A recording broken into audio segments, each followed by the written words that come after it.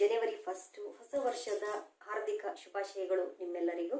ಹಾಗೆ ಈ ವರ್ಷ ಆ ದೇವರು ಒಳ್ಳೆಯದನ್ನೇ ಮಾಡಲಿ ಅಂತ ಕೇಳ್ಕೊತೀನಿ.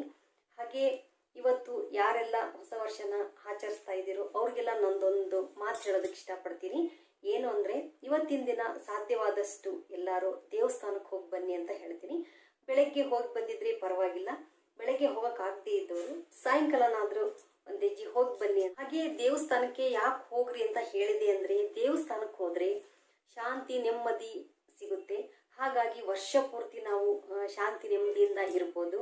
ಹಾಗೆ ಒಳ್ಳೆಯ ಕಡೆಗೆ ಮನಸ್ಸು ಪರಿವರ್ತನೆ ಆಗುತ್ತೆ.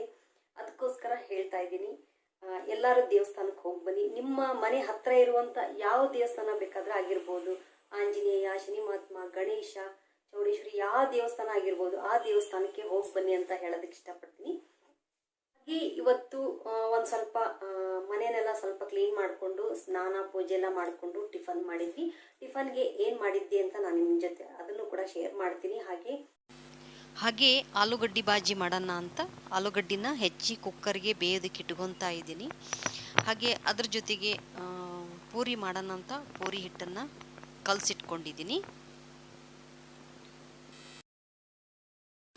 ಇವಾಗ ಆಲೂಗಡ್ಡೆ ಬೆಂದಿದ್ದವು. ಹಾಗೆ ಒಗ್ಗರಣೆಗೆ ಒಣಮೆಣಸಿನ್ಕಾಯಿ, ಕರಿಬೇವು, ಈರುಳ್ಳಿ, ಟೊಮೊಟೊ ಎಲ್ಲ ಹೆಚ್ಚಿಟ್ಕೊಂಡಿದ್ದೀನಿ.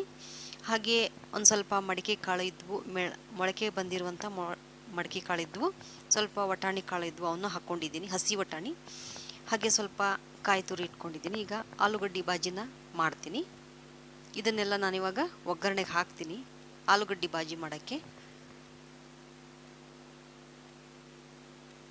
ಈಗ ಆಲೂಗಡ್ಡೆ ಬಾಜಿ ಮಾಡೋಕ್ಕೆ ಒಗ್ಗರಣೆ ಹಾಕ್ಕೊಂಡಿದ್ದೀನಿ. ಒಗ್ಗರಣೆ ಬೇಯ್ತಾ ಇದೆ. ಸ್ವಲ್ಪ ಅರಿಶಿನ ಪುಡಿ ಹಾಕ್ಕೊಂಡಿದ್ದೀನಿ.